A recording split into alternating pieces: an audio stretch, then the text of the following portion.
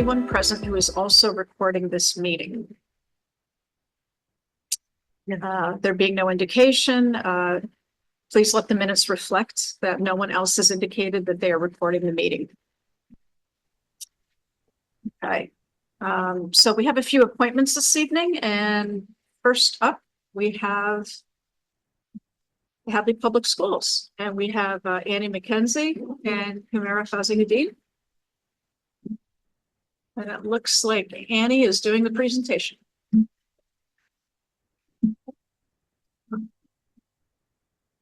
Thanks for coming. Of course. Thank you for having me. Appreciate it. Inviting the school department to present. So thank you so much for inviting us this evening. School department appreciates the support we receive in the town.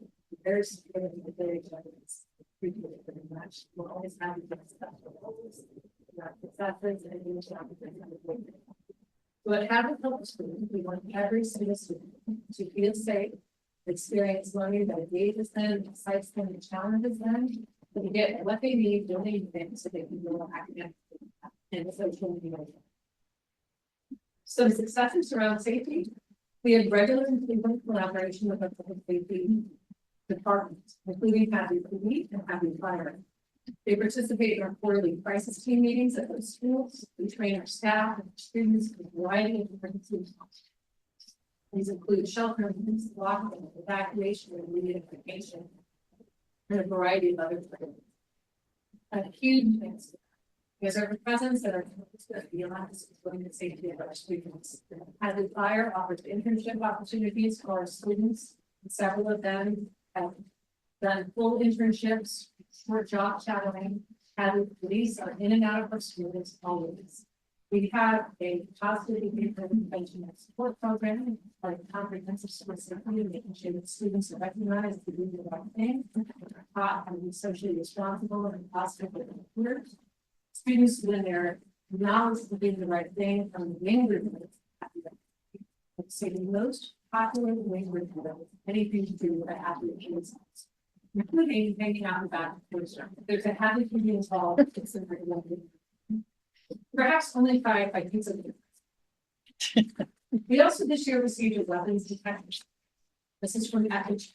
This grant will allow us to install cameras that are trained to look to detect firearms specifically outside of schools. So those who are in the process of installing those. And we also just were notified that we received cybersecurity awareness training. And this is from the Executive Office of Technology Security, the Technology Services. Regarding curriculum, this I'm really excited to talk with you all about. So we're expanding something called Project Lead. Not familiar with Project Lead the Way. It's a national project that is really focused on bringing high quality STEM science, tech,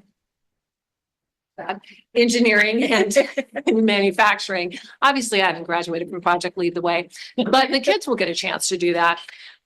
So it's a national program that brings science, tech, engineering, and manufacturing curriculum and learning experiences to students in grades K through 12. About 3 years ago, we applied for our first Project Lead the Way grant and introduced Project Lead the Way at the elementary school. In the last 2 years, Hadley Elementary School has received national distinction as a nationally recognized Project Lead the Way distinguished school. Again, that's a national distinction. Just as last year, we added Project Lead the Way to the high school in computer science. Next year, we will add biomedical science. The following year, we will add engineering through Project Lead the Way. In the last 2 years, we also received a grant to enhance and expand computer science programming in the middle grades. These opportunities are significant. I want students to hear this and parents to hear this. Students who successfully complete Project Lead the Way courses in high school can receive college credit at Worcester Polytech, Wentworth Institute of Technology, Mass Bay, and UMass Lowell. Hopkins Academy also now offers a range of high quality college and career pathways. Thank you very much to Keegan and Curran for helping us when we started our first pathway in business and finance. All your business, thank you for that. So an innovation pathway is a pathway in which students take coursework aligned to a specific industry sector and complete a 100-hour internship in an occupation related to that sector. Right now, we offer innovation pathways in business and finance, life and environmental sciences, also computer science and information sciences. We started that last year. And last year, Hopkins Academy was one of only 5 high schools selected across the state to pilot a clean energy innovation pathway. This year, we just submitted grants to expand and add 2 more pathways next year. One will be manufacturing and engineering, and the other will be healthcare and social assistance. We also offer early college. We are the only high school in Hampshire County with its own early college designation. In early college, students can earn a minimum of 12 college credits at no cost to families or to students. We just added another collaboration with UMass in the Commonwealth Collegiate Academy. That is something that we collaborated with East Hampton, Granby, and Hatfield, I believe, on the UMass partnership. But again, we also have our own distinct early college pathway and designation. We've also designed our own career pathways in the district. One is a public safety pathway, again, thanks to Hadley Public Safety and our collaboration with Hatfield and Granby in designing that pathway. Last year, I think we did that grant. We have it now. And we have a future educators pathway, which is a collaboration with UMass. Hadley Elementary School has expanded its programming and club offerings. They now offer an after-school Chinese language and culture program. They offer a language lab during the school day. And this is a big deal. If you followed any of the news stories nationwide about concerns over the quality of literacy curriculum across the country, there's been a lot of discussion about our schools using evidence-based practices, namely the science of reading. At Hadley Elementary School, they've invested in high-quality instructional materials, and 100% of the educators there have completed intensive year-long professional development in the science of reading. They are really at the forefront of literacy instruction at Hadley Elementary. So these efforts are producing results. 100% of students at Hadley Elementary are enrolled in computer science and digital literacy through Project Lead the Way. In school year 23-24, 78% of students at Hopkins Academy successfully completed advanced coursework. So that means credit-bearing college courses or advanced placement or Project Lead the Way courses. And this compares with 67% of students statewide. Our 2024 accountability data placed Hadley Elementary in the 72nd percentile and Hopkins Academy in the 86th percentile with similarly configured schools, and both schools made substantial progress from 2023. Our formative assessment data, we just finished 3 times a year. We do formative assessments in math and English and behavioral, social, and emotional well-being. And we've seen tremendous growth from fall to winter at both schools. More families are choosing Hadley Public Schools. And I just want to call out in this has everything to do with principals and the staff. I say all the time, nobody goes up to a child and says, hey, what district do you go to? Nobody cares what's going on in the district. They care about their teachers and their principals, and those people are doing amazing work. So school choice enrollment has increased from 110 in school year 2022-23 to 144 this school year. It's a 31% increase in school choice receiving. Students exiting the district through school choice decreased from 47 last year to 41 this year.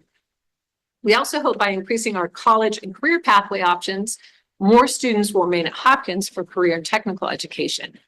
In fiscal year 19, 35 students left Hopkins for vocational schools. This year, there are 13 in vocational schools. We meet the needs of every student by screening them, as I said, to make sure we know what they need academically, and then providing individualized and targeted support so that they can meet grade level benchmarks. Other ways that we support students and families, Principal Dowd offers a homework club before school. This has been incredibly popular, and a lot of our Hopkins students go over every morning and help the students with homework and just hang out with them. It's quite popular, and the students at Hopkins really enjoy it.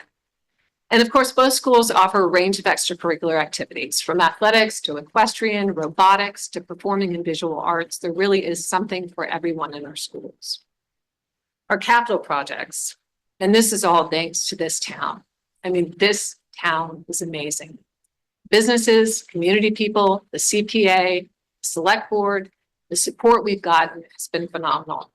Hadley Elementary Playground, perhaps the most popular capital project, if you ask any of the students at Hadley Elementary School, who previously described their playground as crusty, rusty, musty, and dusty, I think is how they described it. And now it is spectacular. So this is a testament to the skilled leadership and project management of Principal Dowd, the Director of Finance Desjardins, the Hadley School Committee, and this community spirit, Valley Excavating, the DPW, Friends of Hadley Preschool, businesses, families, and the CPA donated money, a beautiful playground, and with CPA funding, board in place, surfacing will be there at the end. I guess we'll do it over the summer, I think next summer, or this coming summer. Our fields finally completed to spec. Again, another project that was, everybody helped out. Everybody helped out. Businesses, the Board of Trustees, I could go on and on, the CPA again. So we're very grateful. The Climate Change Committee has been wonderful to work with. We participated in the application for the Green Community Grant. We're excited about some of the financing that might come through to help us with insulation at Hopkins Academy, door replacement and ceiling doors at both schools. The locker room renovation, it's an update for you. So the town had approved $1 million for that. Thank you very much. And that estimate was based on a study from Colliers. When the designs came in, the $1 million for the locker rooms will allow us to renovate the girls' locker room and part of the boys' locker room. What will get done in the boys' locker room will be the restrooms. The good news there is that this will eliminate the need for sandy cans when the public are at games, because that restroom will have public access. And the AD space, which is also what the refs use, that will allow us to no longer have folks going into the faculty lounge. We'll be able to shut down the school building and not have people walking through it during games. And our geothermal project that we're researching right now, the school committee is reviewing designs and we'll discuss next steps at their February meeting. And lastly, I'll end with budget. I know you'll be talking about that this evening. Our goal is always to allocate resources responsibly and to generate revenue where we can. Since fiscal year 21, our budget increases to the town have averaged 1.73% annually and have not exceeded 3% in any given year. We've been able to expand programming while maintaining modest budget increases to the town by actively pursuing grant funding for new programs. In fiscal year 23, the district secured $363,529 in competitive grant awards. Fiscal year 24, that increased to $407,199. This fiscal year, the district has secured $780,869 in competitive awards and $1,012,778,000 in total grant awards as of today. These awards are the things that allow us to expand all these programs that I've described by materials and supplies and additional things that we need for them. We understand that the town is facing fiscal constraints as we prepare for fiscal year 26. We've met with the town administrator and the treasurer and prepared to meet and work with them on any parameters that the select board or they set. So that is just a quick overview. Thank you for listening. I know it was a lot, and thank you for all of your support and to all of the community for your support. Have any questions? Glad to try to answer. Any questions, Fran? Very impressive presentation. Exactly what I was gonna say. Very impressive. I'm Thank assuming you. most of the competitive grants you write for those grants? Yeah. Have you considered doing it for the rest of the town as well? I'd be happy to help the town with that. No, with anything I can. I'm happy to help the town. Well, with that. great job with the Yeah. grants. I'm happy to help the town with that. With anything, it's a town, getting these grants across the finish line requires letters of support and other things. And so other departments have always helped me. So anything I can do, I'm happy to do. Thank you. Thank Thanks for you. taking the time. Of course. Yeah. Do I need to turn this off? Is this? No, Again, I didn't right take the way it this is. process, so. Yeah. Thank you. Yeah, and also Humira, you and the school committee as well. Thank you.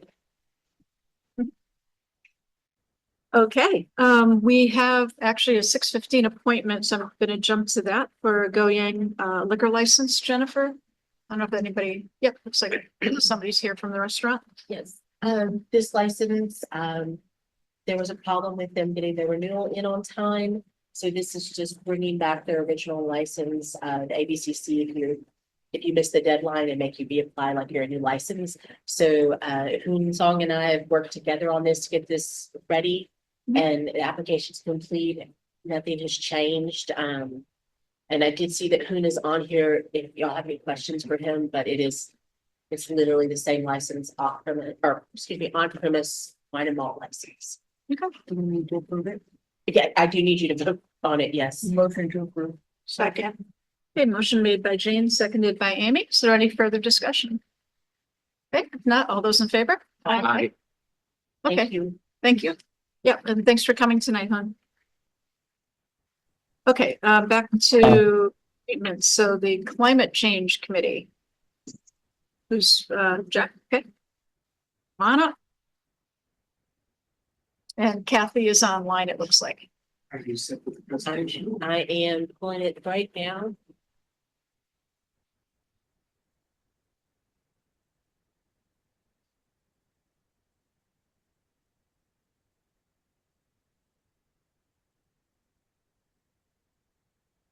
And I am here representing the Climate Change Committee.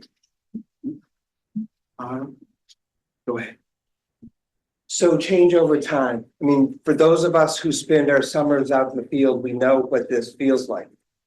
If you take a look from the 1890s to 2024, you can see a steady increase from year to year of temperatures going up. If you go to the next slide.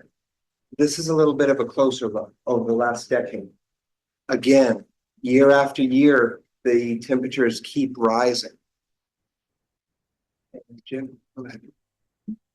So there's 5 things that I'm going to be focusing on tonight. Green communities, I'm going to be focusing on Farmers Roundtable, I'm going to be focusing on solar projects, our work with spring cleanup, and some sign making. So first of all, green communities. A few years ago, we were able to get a grant. It took a while, but we got the grant. We were one of the last towns in Hampshire County to get the grant, and the grant is about $135,000. This last year, we worked steadily and diligently, along with some other town departments, including DPW and the schools, to spend that money. If you can go to the next. And I believe that this week Mike signed off on this, so the timing is perfect. But I want to thank in particular Gary Berg, Chris Desjardins, and Mimi Kaplan from PVPC for helping us find worthwhile ways to spend the money. So we spent money for exterior lighting at the wastewater treatment plant, spent money on door replacement and weather stripping at Hadley Elementary. At Hopkins Academy, 2 projects, door replacement and weather stripping, and almost $100,000 of that grant is going toward insulation. There was some administrative costs related to this grant, but altogether we have basically spent the money we received a few years ago, and we put it toward a very important community cause. Yeah. So for solar projects, so the town of Hadley is installing solar on the senior center and finding the value of the solar project on the Capital landfill. If you can go to the next slide. So we're hoping that these all work out, and we will learn what the members of the solar committee find out about having that particular solar project.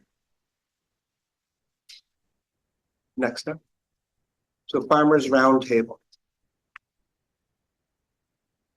Jim, go to the next slide.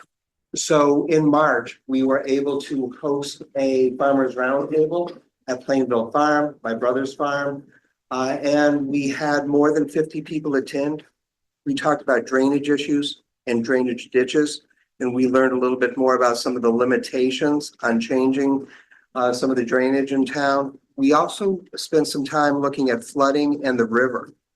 And I know working with Mike Mason and Mike Spanknagel, they mentioned that flooding and flood levels on the river are often monitored very closely. So we were looking at those issues. And we will keep having our ears open to see what farmers and other people around town have to say. Next up, spring cleanup. This was our 4th year. And on April 20th, we had a spring cleanup day from 8:30 to 1. We had more than 40 people join us, including students from Hopkins Academy. We were very pleased that they were able to join us this year. And we were able to clean up a lot of our town. And this is something that we hope can continue into the future. And then lastly, keeping Hadley clean signs. So if you go to the next. So working with Susan Duncan, somebody that I had worked with years ago, when she was a student teacher. Her students in the 7th grade at Hopkins are painting signs that are scattered around town, just making people aware. Try to throw the trash appropriately and not just on the streets. And so that's a really good way to connect with the kids. So those are some of the things we've been working on over the last 12 months. Any questions? I smile every time I go by one of those signs. Yes, yeah, they're very creative for sure. I want to thank Christian Stanley for creating this committee. It was about 6 years ago now. I want to thank the select board for your continuing support, and Kathy Nelson is online. And the members of the Hadley Climate Change Committee have been very dedicated to helping out with the town. Any initiatives that people in town should know about that you're moving forward? Well, at our last meeting, we were brainstorming ideas. So people are looking at different forever chemicals and plastic pollution. That's certainly something that we'll look at moving forward, and continuing on some of these other initiatives, especially around some of the solar. Anything else for Jack or Kathy? Pardon? Asking as far as maintenance of the record. Oh, right. Thank you for the reminder. As different committees, departments are rolling through, one of the things that we've been talking about is trying to get a handle on where records are being stored. So just for your committee, do you have a process? Is everything kind of pushed up to? So Kathy's a little more of an expert on this, but it's related to the website that we have for the town where we load meeting minutes. If we need to put them in a different place, just let us know where you want them parked. Yep. No, that's a good spot for them. Okay. Yeah, we're mainly just trying to ferret out if there are any committees that are functioning where they have like documents that are stored in people's homes or other computers, and we're just trying to. Okay. All right. And as Thank soon you, as you Jack. set a date for the spring cleanup, let's let the town. Well, we're trying now to have it around Earth Day. Okay, It's just an easy time to remember. We have tried to move it up in the past in March, and there were a few years where we got snowed out. So it's better if we can do an April cleanup. All right, What time of the month in April is it? The 20th-ish? around the 20th. Yeah. Because we run into the problem of if it's too warm, then the fauna starts and we can't find the trash as easily. It's a Yeah, fine and line. we've run into some other problems with poison ivy and other issues that come up, but we do our best. Yes, we do. Yes. Thank you. Thank you. Thanks, Jack. Okay, and then our fourth appointment for the evening is with the Finance Committee. And this is the draft budget review. So I believe that we're all going to get learned up about the budget together. learned up. I'll simply you out here, Linda. So we're not. Yeah. These shots get fired. So Linda Sanderson and Mike Mason are going to be presenting. Thank you.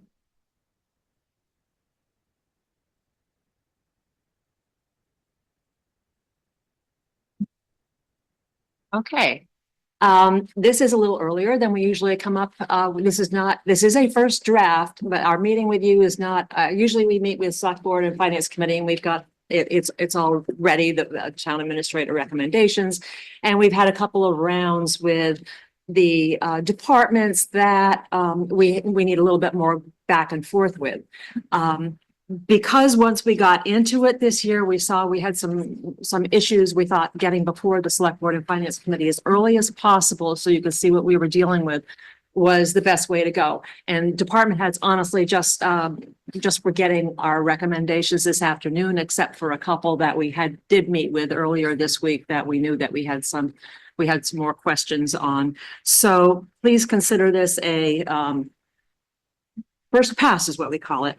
So start with the revenue sheet. Okay. So Jennifer, if we could have the one that's the revenues. We always start our budget with the revenues because we want to know what it is that we're working with. That's all right. Why don't I quickly say that our revenues for this year, I'll give a quick on where we are FY 25 to date as we move into 26. I didn't add that as a report because I thought we had enough to go over, but our revenues are really almost exactly where they were last year at this time. And our expenses are almost exactly where they were last year at this time. When I say this time, I mean halfway through the year, which is always a good place to gauge by. So we are right on track again in 25, just as we were in 24. We're nothing if not consistent. It's good to know. It's good to know that we're fairly accurate in our predictions in that way. Okay, so this is our revenue sheet. We started with FY 25 revenues in the first column is what we are working with this year. And the second column, it says actuals year to date. Consider that December 31st. We have our revenues across the top there. We're almost halfway through our regular revenues.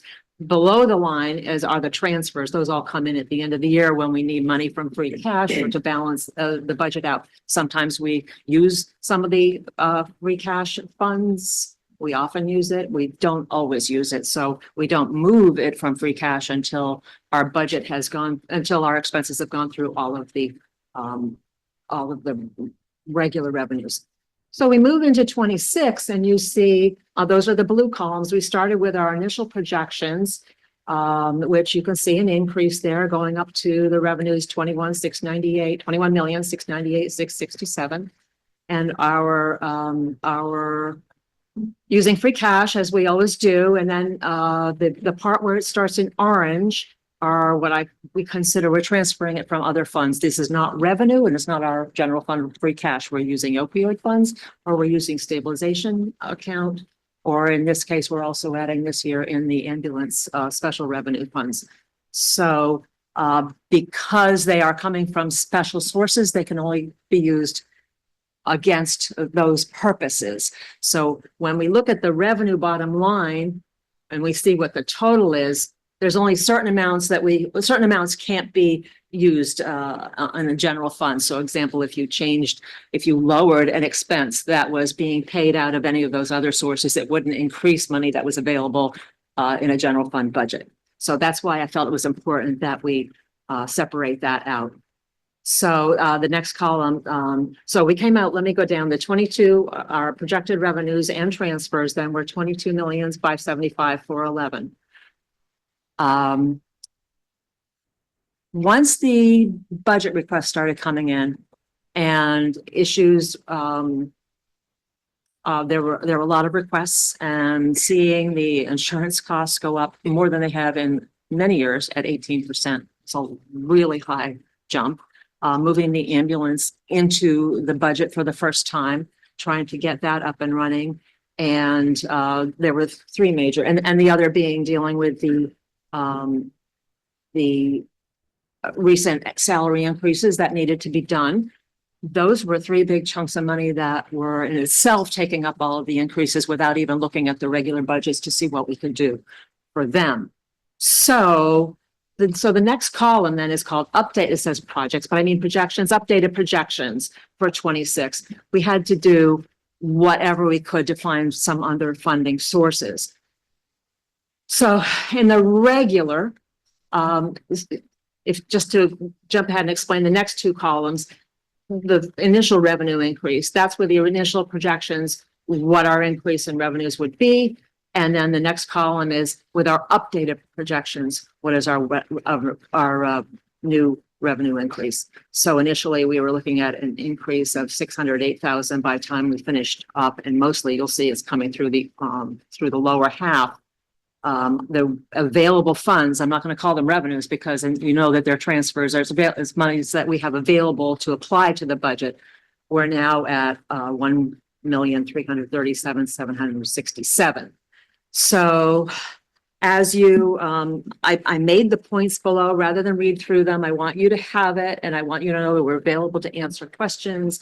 I think it might take a while. I only posted this afternoon. So you may have questions as you read, but what I wanted to get down to is the bottom line, what I was explaining about the monies that we have available to apply to general fund increases.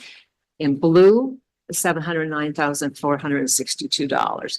And what we have available from opioid settlement funds, ambulance fees and stabilization, and were applied to those sections of the budget, $628,304. So that's our revenues.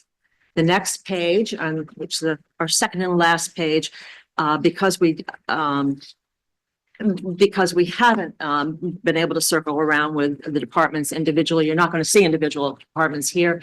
We're trying to stay out of the weeds anyways. So what we listed here is in the government group of funds, the 100s for general government, the 200s public safety. These are the summaries of those departments, except for, of course, education is the school.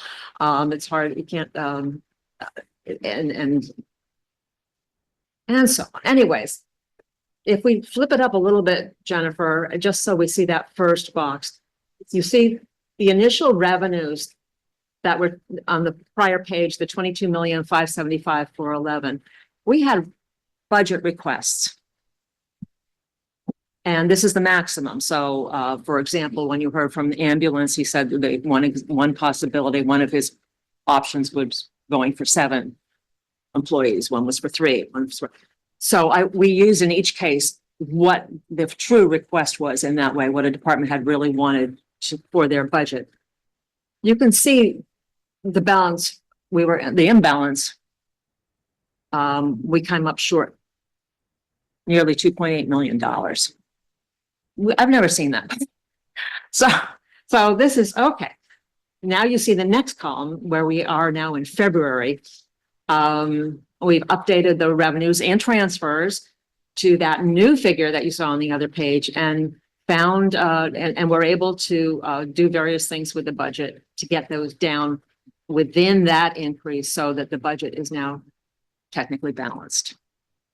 So what did we do? There's some particular things I wanted to highlight.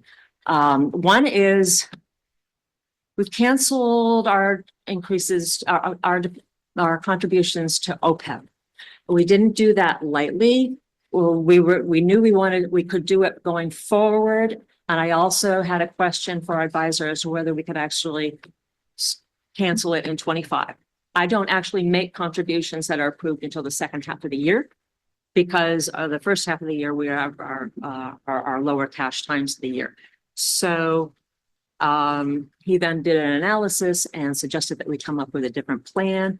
And his plan was, when we are done paying off the retirements, unfunded liability, which we pay quite a bit to Hampshire County Retirement, if we then switch that money over, even just 75% of it towards OPEB, we would come up pretty much in the same place, and we would be fine as a town. Right now, we are in the 75th percentile for Massachusetts cities and towns for making contributions. So we are in about the best position we could be. We're just taking what we're calling a pause for the next 4 or 5 years. So because I was able to, because we canceled 25, that's money I'm planning to take back and redirect into the 26 budget. So that's found money. And another is, if you recall, you funded a budget program for my department last year. In 24, it was very, I was short of time, and it was not as intuitive a program as I had thought it was going to be. 25, I didn't have much more time, and fortunately, we were able to cancel the 25 contract, and we're just not going to do that. These are the Excel worksheets I've been working with for several years. They were the ones David has. I'm pretty comfortable with them.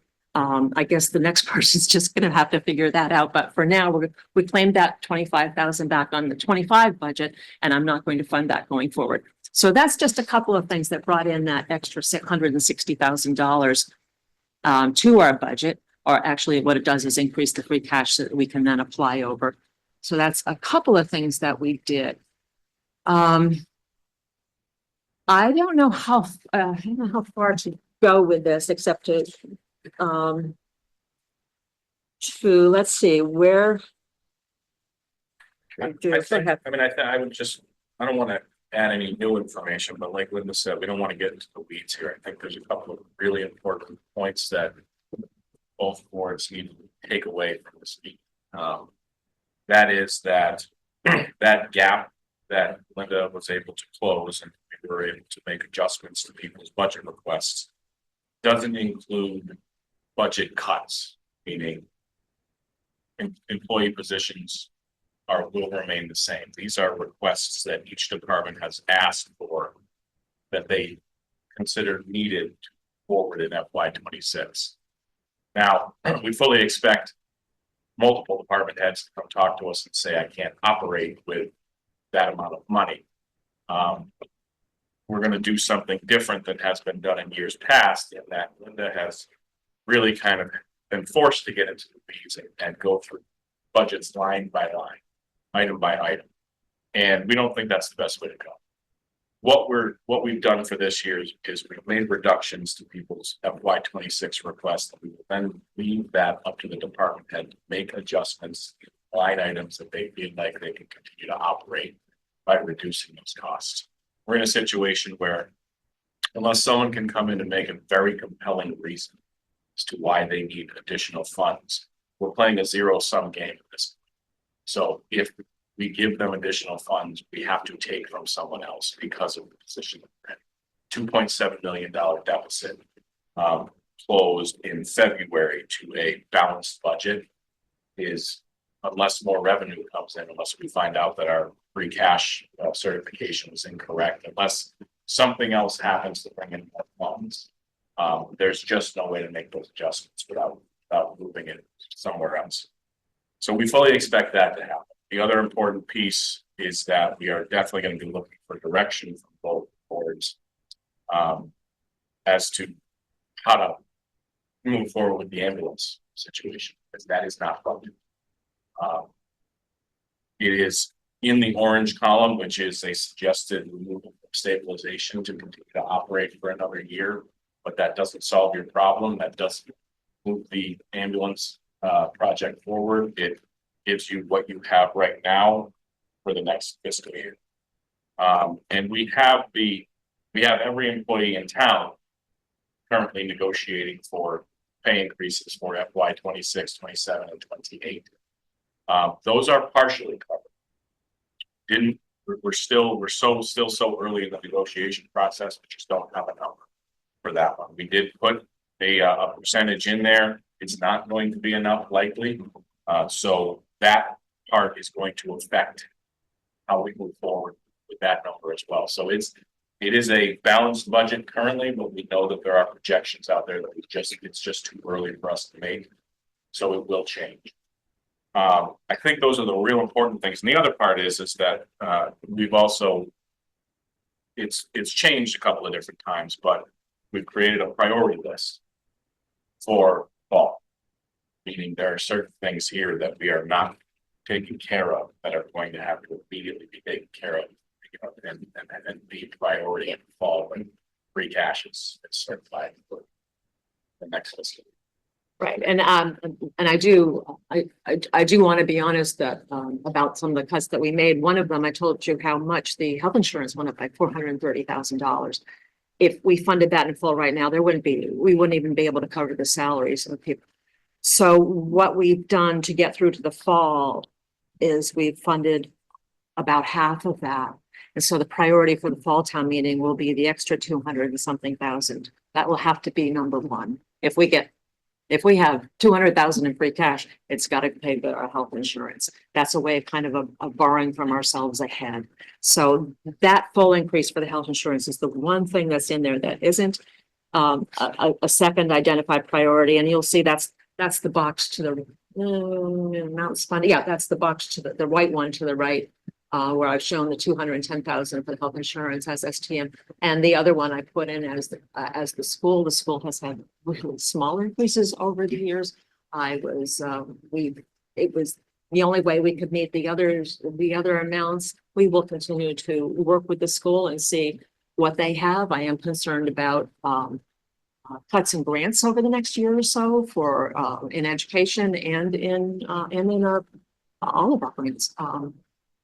So we don't know what it will do to them and what more reliance they may have on the town after that. So for starters, we took 100 of their 235, very modest $235,000 increase. We took that back because actually many of the health and those covered our school employees. So it felt fair to do at this point. And you mentioned the ambulance. And we put in something for employees. We actually we haven't done that in the past. We have not anticipated ahead. We've dealt with the year's employee salary increases at the special town meeting and figured it out then. But we felt like we couldn't get that far behind the 8 ball. We had to have something in there because if we went ahead and spent the funds in other departments and we did not have the free cash certification that we needed for the fall, that wouldn't have helped anybody. We're trying not to get into, set anyone up for hiring anyone that may need to be laid off next year. So we would rather just put a hold on it, make sure that we take care of the people that we have now.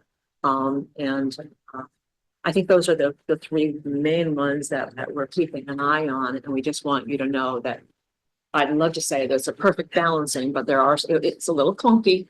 And we had to push and pull and come up with some of these things. But there it is. So we just wanted to alert you on the early side. So this finishes us on the stabilization, Mhm. right? The tapping into stabilization. Can you give everybody a sense of the relative degree that we're talking about with these numbers? Okay, we have right now, I would have said 1.6 to $1.6 to $7 million. Part of when we canceled the OPEB is, if you recall, we were funding that in part by stabilization, 55,000. So that comes back into stabilization. So if we fund the ambulance budget out of that, less the special revenues, the 90,000 for what we're hoping to use on special revenue fees, that would be $400 and something thousand. So we probably would get it down to, if we use that in full, it probably would bring stabilization down to about $1.1 million. If the town continued to say, this is what we want to do, we want to continue this ambulance at this level, we have another year or 2 of using the stabilization, applying it towards that.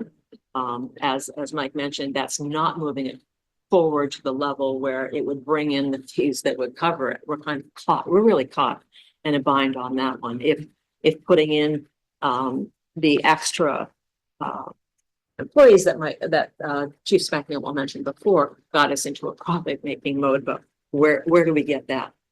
Where do we get that now? If we fund the amount that was cut from that budget out of stabilization now, we would be dropping that down much further, because I think it also was probably another $600,000 between police and ambulance. If you did I think Fire. Mike described it as Fire. plan A or plan B or path 1 or path 2. Did path 1. I think your stabilization would be less than about a $250,000. Path 2, we don't have enough. So. So there, we know that you are begun exploring other options there. I don't know whether, regionalization, there's various things I think that we need to explore and how to move that program forward in a way that doesn't involve what's just going to be our revenues, because you can see we can't do it. We've had some other ideas. Lauren Wilcox, our HR director, is going to be looking into other health insurance options. She's also considering, we could do it as an individual town, but we have to pull out from the New Hampshire Group Insurance Trust. On the other hand, that group also might be looking at other options. So we might just wait and see how it goes. There's nothing we can do for 26 anyways. But her other idea was, looking into incentives for, employees not taking our benefits or that drop the benefits and maybe use their spouses instead of move on to Medicare at an earlier time or something like that. So even doing 1, 2, 3 would make a tremendous difference if people, depending on the level of. So we're kicking around some things, but you can't depend on any of them really as being a solution right now.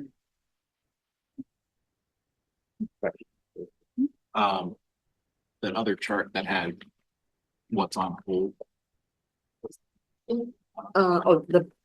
It's the, Yeah, that right there. Yeah. So just so I'm clear, so under the requested increases on the left there, the ambulance, the 944, 355 is what's included in this current one, and 319 additional is on hold, is that correct? right, the left are the total increases and they will equal, if you could scroll back a little bit, Jennifer. To that, that's the bottom, see, that's the bottom line in the, up above on 1, 2, the first white column, 3,000,035. Yes, the requested increases, that's everything that was increased. So I took those and rather than do it by department, thought it was actually, it's more useful to me to see by what kind of requests are the salaries, the ambulance insurance, the various categories that really can be put together and make sense. But then the second column, those are amounts that are not funded. So yes, if you look at the ambulance on the left, it was not, from that 319,000 was not funded for the new positions. Okay, so it's not 1.25, it's. It's not in addition to that, no. Okay. From the requests, what didn't we get to? That's what, that's from, well, I worked in television for a while. It's left on the cutting room floor. So, that's the health insurance you see there and no new positions. You see, I think I put that as a separate one on the left also, new positions are asked for. And those, the departments, there's need town hall and police and fire and DPW and even the library. There was a requests there that total of 5 7. We were able to honor no new requests. So those equal each other because none were funded. So. No new positions and no added hours. Matter of fact, one of the current vacant full-time positions, we're actually going back to a part-time position. Before we get to that. But just as a standard, just to try to expand on that answer, Mike has 2 different budgets, obviously, it's probably by now, fire department budget and ambulance budget, and he funds both of them slightly differently, but he has requested these personnel kind of split between both budgets. But both of his budget requests, for both the ambulance and the fire department, have normal standard increases in expense lines and things like that. So part of that is in there as well. It's why that number is kind of looks a little bit larger. Just think of 7 employees. There's also, turnout gear and all the other stuff that comes along. And just so sticking on that topic, so 2 things kind of related to what David was asking. First is just to be clear on that. The 944, that's there for the 7 positions, right? Just for ambulance. And is that strictly, does that include the employee benefits burden? No. Right. So it's actually higher than that to the extent, yeah. And then the second question I had was if you look at that public safety line, so public safety is police, fire and dispatch, right? Yep. And ambulance. And ambulance. inspections So, pardon? and inspections, building. Inspections is in there I too. know. Okay, thank you. All right. Yeah. So even after not your personal scalpel, Linda, but I mean, even after, making adjustments to the requested amounts, there's still an $831,000 increase. And that's strictly pay Oh. increases and Mostly salaries. It's Yeah. mostly salaries. it's a lot. Well, wait a minute. There's a lot of inflation for cost of fuel too. Yeah, but is that? And then, salaries and including IT expenses and, positions? That's, I'm not doing all. So that number 831 is, I mean, it's likely, without getting into the weeds and breaking it out line by Yeah. line. It is likely a lot has to do with wages, but it also does include all 5 of those budgets expense things as well. So, They do. it's a kind of a mix and match, but yes. but does it include any new positions? That's what I was trying to. No, No, so yes, That's to answer your just what question, we- that is after reductions. What we're gonna have to move forward in all of those departments gratified. So sorry, maybe I'm more confused now, but so you have the $831,000 shortfall for, or increase, I should say, for public safety. Correct. And then you have an additional $930-something thousand request on top of that. Yes, So you're talking That is correct. 1.7 just for public safety and ambulance. yes. Plus the benefits the load, benefits, which correct. would probably be another Which, Yes. to be honest, 400,000 I on don't top. I don't even think we put the benefits No. in the benefit line. Because the benefit line includes your unemployment, your retirement, your health insurance, and all of those things increased, and that benefits line alone is an increase of about $630,000. Just for the, No, and that doesn't include the new employees. That is what we got hit with all of the increase, the insurance and all that stuff. So as Linda said, the 18% increase in the insurance accounts for about $430,000 of that 600 something. We have the retirement increase last fiscal year. Was it last fiscal year? It increased in the fall, the first town meeting that I had to do. We had to have a meeting out of our retirement. That includes workers' comp and all of those types of things. And that loan budget that handles all of those issues increases $630,000. so we're really looking with benefits, at probably like 2.2-ish million if we funded everything. Yeah, I mean, benefits packages are anywhere from 35 to 40% of the base pay of whatever the individual is, and multiply whatever that is times 7. I've got your answer, Molly. It's just, it took me a bit. It's mostly ambulance, but it's not necessarily increase in ambulance. Remember, we didn't have ambulance in the budget Yeah, last it's year. adding it So back, now yeah. we've got that increase, 625,000 of it, even though a lot of it, even though it's coming from stabilization, it's increasing the budget. So the 800, whatever, increase to the 830,000 increase to public safety includes 625,000 ambulance. You have to get, I mean, the ambulance had to be moved back in because it's out on its own, it's completely unpaid for. Leaving it off to the side, you can do that mentally and try to figure out a way through to get the rest of the departments to operate, but. Then you still have this behemoth that you have to figure out a way to fund, and pulling it year by year out of stabilization. I know I probably don't have to say this out loud, but that's not the plan. So. Is that 944? That's those 7 positions. Those are.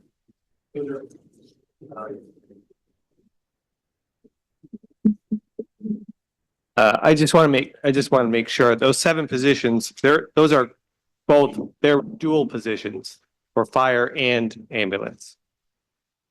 Yes, well. There's, Because the fire chief broke them between the two budgets, but yes, that's what he needs to operate. both. And yes. So that's not just, At a A-level service. and I just want to make sure that 944 is increasing. I think our staffing right now, currently it's 2 per shift. Current Yes, and 7 would give him 4. 4, so it'd be 4 per shift, because right now the other 2 is him and the deputy. Correct. So but this would be a fully staffed fire department who also do ambulance at the same time. Yeah, I just want to make sure that's clear. And then that also is, if we're doing full ALS, then that instead of the whatever 90,000 or 100,000, that's probably closer to $1 million of ALS revenue probably coming in. I don't want to speak for the fire chief, but my guess is I've heard, numbers. I think I heard him say at the last select board meeting in the 900s, just, Yeah. But, there's also, there's different ways that he quantifies those things because certain companies are able to bring in more revenue by chasing people around a little bit more and things like that. So, I would say 900 to $1 million is what I've heard him say in the past. Okay, And just so you're aware, he did give those two paths when he was here last time, but he did say that the first path is not gonna put him, no, not gonna give him enough people to do. He could do ALS somewhat, but it's not gonna give us the service that he has expressed publicly in the past. yeah, I just wanted to make sure that's not, it says ambulance, but it's really both. We're buying, Yeah. we're buying capacity on both fronts, ambulance and fire. 7 bodies. Set those bodies are going to be shared between 2 departments. Which would mean that more than $144,000 because we have to have the. Keep that. We'd have to add the fire salaries into. I don't know if we want to go this far, single budget. We don't have my chief here and we have not had a follow-up meeting, so So we're I gonna don't know that we follow up, want right? to. Okay. Yeah. I mean, I'd Yeah, love it's to gonna be a be- part of a future discussion on it, but I feel bad doing Yeah. it in this way. And there's gonna be a lot of department heads who probably haven't even seen their emails yet. Back to us. You can say, Used very lightly. Email said contact Mike. I mean, in all honesty, there are probably gonna be departments that will come in and say, I can't do certain things. To be on the money that you allow me." Even though you've given me the flexibility to kind of adjust throughout. my life. So we're gonna have those conversations, see. So what I want to know is, I want to know right now is people are saying we're not using stabilization or you need to fund the health insurance. I want to know if you're comfortable with this approach, which does actually balance it and there's a way to complete it in the fall. Are we going in a direction that that we should continue in? what are the options? Yeah, I'll say I'm concerned about the level that we're tapping into stabilization at this point. That's definitely, as Mike said, certainly not sustainable. Well, then the option if we didn't do that is to take that same money out of the general fund, which means which will mean layoffs. I don't know how it can mean anything. That's the end of this, we're talking. If people at we're this point. sustaining the ambulance at that level. So, this is the way we saw maintain. One of our goal is to maintain services as they are right now. Whether that will continue to be what your goal is. We also didn't want to, certainly don't want to hit public safety and ambulance services against all of the rest of the departments in town. So we saw this as Yes. a way of doing both of those things, and maybe it's not the answer that you're looking for, but I guess what we're asking is as you see it so far, yes, this is not a plan. We can work towards a plan, but should we continue the way that we're So this is essentially just to stop the hemorrhage of us moving forward, well, essentially. yes, this will keep the services that you've had in town for the most part. Again, there are gonna be some changes. There are gonna be some departments who are gonna say we can't do certain things. But it keeps it all, everyone who is currently employed. It will keep your ambulance service. If you take that entire amount out of stabilization for the ambulance, it will keep it running for another fiscal year. BLS version. As it is, The Yeah. BLS. as it is now. And so, yes, to answer your question, if you did all of those things this is what we'll have. And it will run for another year. Then I guess it's not that much. But again, a taxpayer, but that's not a plan as far as I look at it. Cannot continue to take money from stabilization. This town worked very hard. Linda has put 10 years into OPEB and everything else, and now we have to pause OPEB just to get where we're at right now. And so it's not a plan. It's a Band-Aid. So as Linda said, if you were to move that amount back into your general fund operating budgets, I may have two options. I know a lot of the words I'm not allowed to say out loud. You can say it. You either have to lay people off or you have to do an override. And your override decision has multiple paths. It can be to fund the ambulance as you have it now, just like we talked about. BLS level ambulance and keep all of the people who are currently here employed and run BLS, continue to have action as your ALS service. Or decide that you want to go all the way with it. Your override is whatever that gets you to ALS.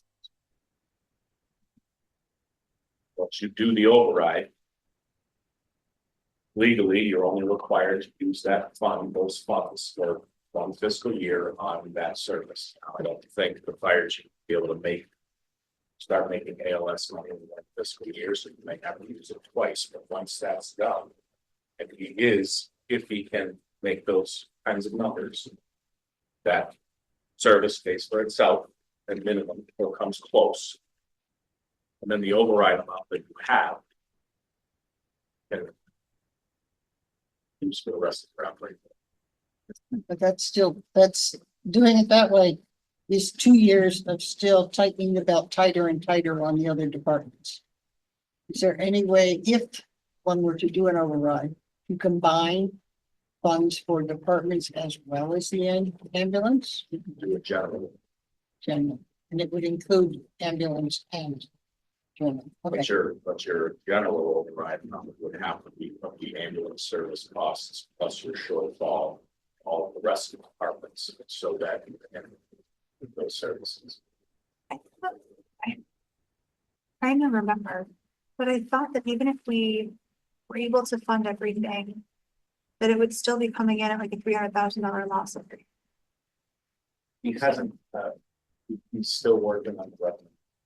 Yeah, but I think that raises a good point, because I think until we actually have, because I'm still not clear on the revenue and what that's going to be. So I think if I can repeat it back a little bit, what you're just offering as one path would be in the spirit of having a plan. That one plan could be, we just say, okay, and utilize stabilization funds again, knowing that ultimately the answer is going to lead us to presenting an override to the town to effectively kind of rectify that situation. Because I mean, I could be wrong. I'm struggling to think that we would be in a position to do an override anytime soon without people appropriately saying, what's the long-term plan? Have you done your homework? Have you, again, so We would want to see it. And then with the finance committee spoke about that. I'm kind of getting to the point. when was the last time the town had an override? I remember my first time on finance committee. So we're talking the late 80s. So it's been We 40 years. tried 2 or 3 times and they failed, and we just did it. Okay, never. That's how we got into doing the debt exclusions, because that worked so much better in Hadley that people knew what it is they were purchasing. They had they would say yes or no, and if it was yes, they knew it was for a finite period of time and would pay it off. So that just really became the new way of planning, is that how our capital plan got handled so very separately from the budget. And then any other increases we could apply to the general operating fund. David? I just think it's gonna be hard to make the case at town meeting to take more money from stabilization for an ambulance project or to invest more with an override in that project until we have actual independently audited projections that we can take to the bank with the voters, because there's a lot of projections, and I know it's all in good faith that the projections are being put out there, but we don't have any concrete returns showing that those projections are accurate at this point. So, I agree. But we're still in a bad way, Right. even without the extra 7 employees. We're still not looking great. If it wasn't for the insurance increase, we'd be in a lot better shape. Talking about that this out. That seemed to come out of, that I was telling Linda at the Mass Municipal Conference when they did the great unveiling on their end for the insurance. There were audible gasps in the room, like people were like, yes, yes, For good reason. because people didn't, did not expect it. Insurance was good. If we get that much. Yeah, they can. Finance committee, so, we heard from Shardul, Paul or anybody here, any questions you have or comments you want to make? No, I agree. We need to get, a pro forma developed with real numbers on both sides. And I think we need to take the expenses and make sure that everything's in there, not just the hard costs of the employment, salaries. I think we have to add the benefits in. I feel the same way when we do buildings. I think we need to let people know what the overhead is going to be down the road, because we've run into situations in the past where that's really not accounted for. And then we find out we're, having, overhead costs that are higher than we had any idea they were going to be. So I think that needs to be developed. I do feel that we want to have a very strong fire department that has the personnel to show up when we have a fire or an emergency of some sort. And the same thing with an ambulance, whether it's provided by an outside company or with our ambulance, or if we can take on the whole thing and develop a plan. I think in the end, the people of Hadley have to look at the size of the town, not just from the point of view of how many actual residents we have here, but the size of the town that we have with the, number of cars that come through here, the number of people who are in our town every day. We have to have services for that. And, I think the chief is trying his best to get there. The numbers are just really tough. And we're getting hit. I know you look at this budget, and I applaud what Linda and Mike have done to try and find ways to tighten it up so that we are balanced. But we are gradually getting to the very thin end of a wedge on our funding in this town, because every year we're looking at anywhere from $400,000 to $500,000 that we need to pull out of somewhere, and we're not increasing our revenue enough to handle these things. And we have an obligation to keep the services up in this town. We have great schools, we have great road service. Plowing is, compared to other towns around here, it's amazing. And so we need to look at that very hard. Okay. And that's not saying that one answer or the other is the right one, but we need to know what those numbers are going to be and make an informed decision. I agree with that. And that's what we need to get to. Okay. If that's not too redundant. And I certainly want to echo Paul's comments. This is not fun, what you've been doing. So, thank you for all of the effort. And I would even say a modicum of creativity in here, Linda, with OPEB and all of that. So very much appreciated. Yeah. Oh, I can imagine. All right. So next steps then. So, I mean, obviously, everybody's underscoring the need to really dig in on the, the fire and ambulance numbers that are coming. And then do you feel like, I mean, you're looking for marching orders from us? We, this isn't the end of the process, even when we do put it, do up the book and put it out. We would like to be able to proceed planning on using those funds out of stabilization because it's what makes the rest of the budget possible at this point. So, we have a lot of work to do with department heads, but there's going to be a give and take. There's going to be, we establish, we thought we could bring money out of a department that we met with earlier this week and we had to put the money back. So we have to go somewhere else. Maybe, so we've got a little fluctuation in the finance committee's reserve account and how much are we going to put off from healthcare insurance and health insurance to the fall? So that's what we're working with, or is it going to come out of another department? So we're at a point now where something goes up, something else is coming down. And that's it. So we would like to be able to find, it's enough work to fine tune this one the way it is without also trying to figure out where we're going to find general fund monies for the ambulance. So I think that's the way we're going to proceed. Yeah. As we stand right now, we're gonna leave the ambulance where it is for the time being until we hear something different. It's the perfect way to put it. It's what makes the rest of the budget really nice, right? So, Sense. and we still have to meet with all the department heads and see where that takes us.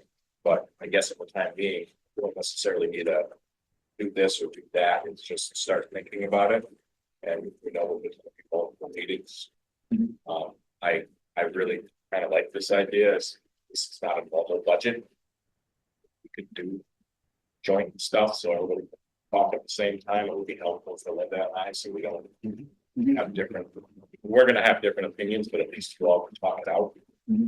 So that we don't have the different marching orders, but that's how we're gonna proceed for the time being. But we wanted to ruminate everyone so we could really start thinking about the direction. And, I'll speak for myself, but in the past, it's not uncommon this time of year if we need to schedule some additional meetings. Yeah. We'll do whatever we need to. And I think if we end up with $1 million plus a little bit in the stabilization fund, and that prevents us from having to do an override, we can take that money out. That's my opinion. Yeah, it buys us time, right?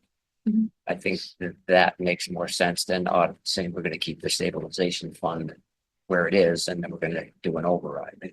That's my thought too, Andy. It's not that we're gonna. He's back there. I know who I am. This is getting us through this next year while we wrestle through all of the Right. other options. It's not like, here's our plan and it'll last for 2 years and then figure it out later. Yeah. For the third year, no, this is the year to figure it out. Mhm. And whether it's over the next couple of months, 6 months, or even until this time next year before we've got it all figured out. I think taking the time is good to rush and override before we have it all figured out. We'll be right back here because it's not a favorite thing to do in Hadley. But so it has to be built correctly. And justified correctly and laid out and then see how it goes. I'd rather you take time and make sure we've got all of our facts right. All right, anything else for Mike and Linda on this topic? Oh, Amy. okay. Sure. So the only thing I had to say is I think that is a great start because it was a really difficult puzzle to put together. So it's a really, really good start. Yes, the stabilization is always a concern, right? The other concern, I guess I would just want to throw out there was, the one thing I'm really looking at is the health insurance in the school in the fall, because now we're using anticipated free cash, which is what we have done in the past. A long time ago, we got away from anticipated free cash, but it does worry me a little bit. So it is something that we want to talk about some more. So that is a concern because that health insurance has to be paid one way or another, no matter what, even if our free cash isn't certified in the fall when we go to fall town meeting, which has happened before. So we always have to have another plan. So, yeah, it's not an easy puzzle at all. So great start. And I assume we're gonna be moving things around a little. Yeah, you're That exactly happened right. this year, right? Yeah. Which, fall town meetings, we weren't certified, so. You're right. Okay. Should know this, but I was depressed. Thanks. Thank you. All right, so next on our Excuse- agenda this evening, we have the consent agenda. Is it, excuse me, should we, I'm sorry, close out the, finance committee? At this point?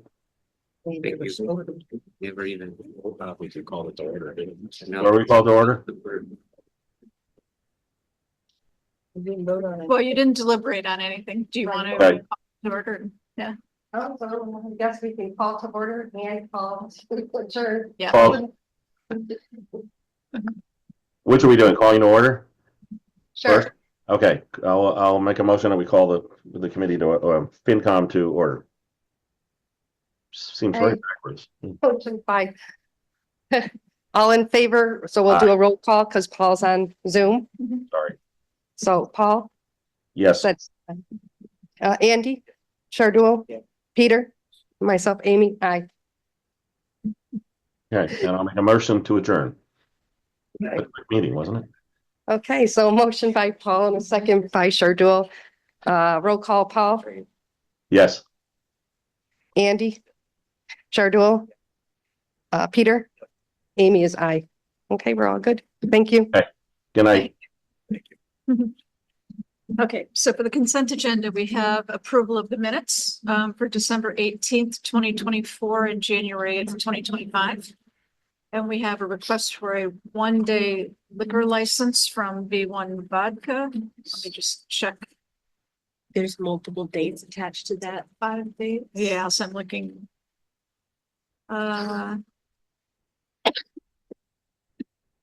Okay, and that is for February, should I read the dates? February 15th from 12 to 8. March 15th, same hours. May 10th, same hours.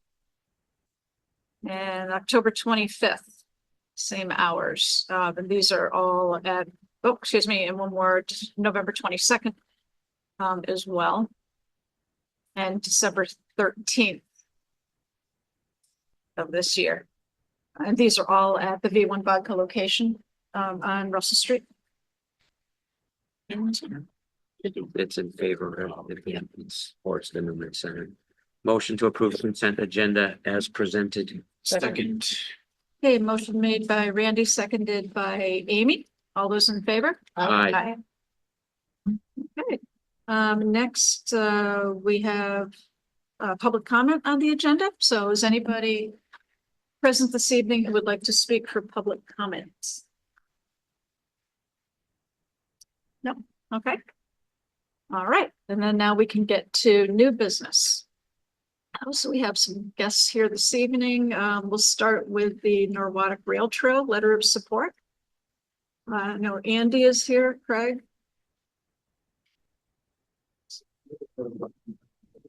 Pardon? Sit here. Yeah, why don't you sit right here?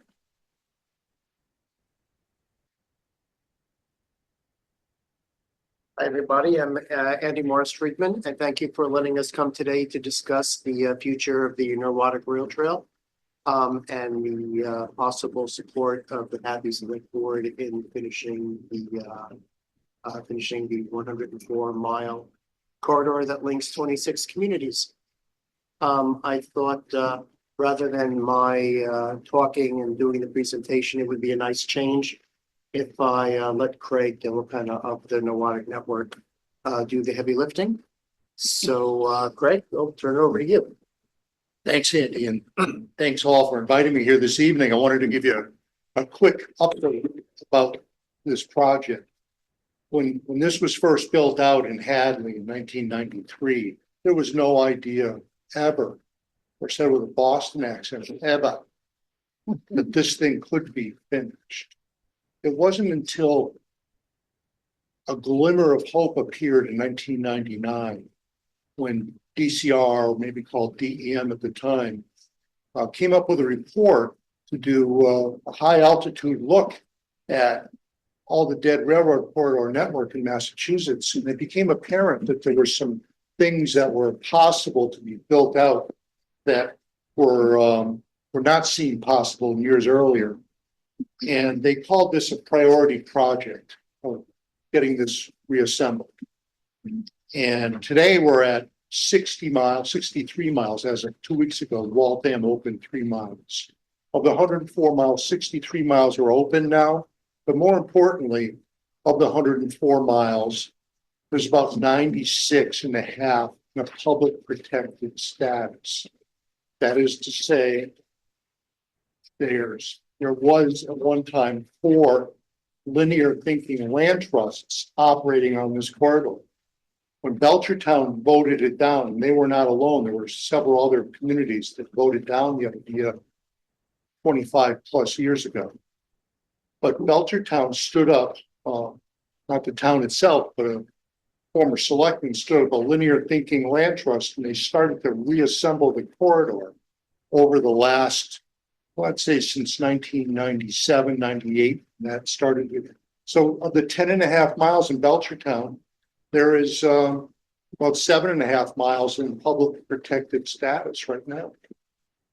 And so the Nowatic Network is an organization that came to be, and Andy was on the original board with me years and years ago in the late 90s, when it was all about the 10 most westernmost miles of this corridor, the Nowatic Trail and the Nowatic Network sort of fits.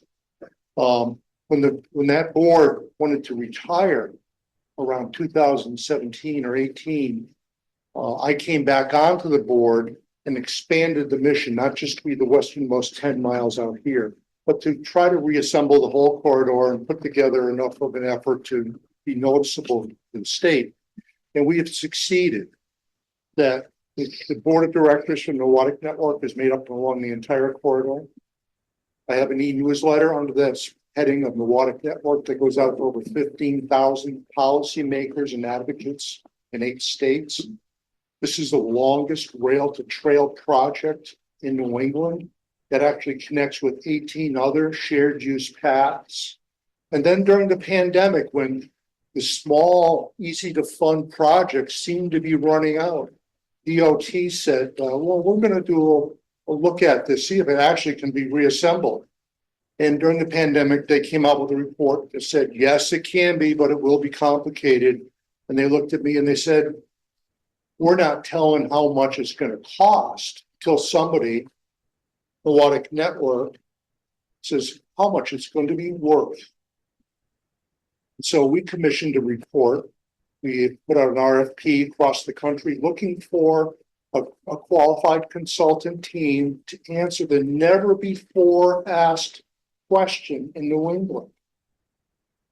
Massachusetts owns more miles of dead railroad corridor than any other state in the United States, as teeny tiny we are.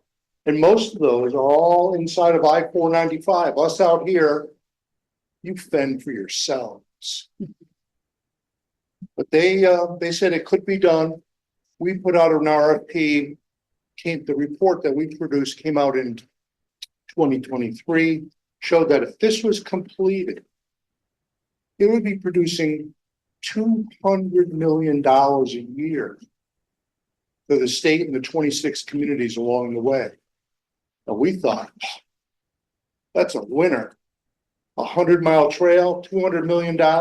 In New York, the Erie Canal Trail, 325 miles long, $250 million producing to the state. That was so impactful to the state government in New York that the governor ordered DOT to build another 400 miles in 4 years.